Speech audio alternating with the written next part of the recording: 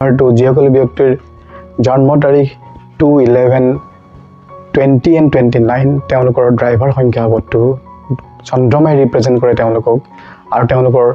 নতুন বৰ্ষত আহিব তেওঁলোকৰ ওচৰলৈ হনুমানজি মংগল আহিব নাম্বাৰ 9 আহিব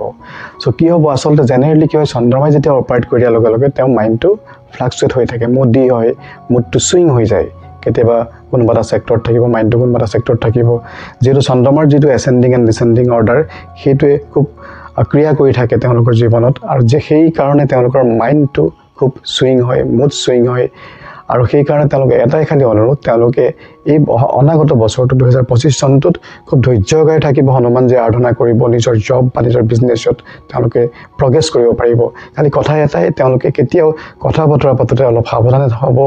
যাতে ডিসএপয়েন্টমেন্ট হ'ব লগা নহয় ডিপ্ৰেছন হ'ব লগা নহয় কিয়নো কেতিয়াবা কাজিয়া পেচালৰ সম্ভাৱনাও আহি যায় যেহেতু মুড সুইং হৈ থাকে গতিকে নিষ্ঠাৰে হনুমানজীৰ খুব আৰাধনা কৰিব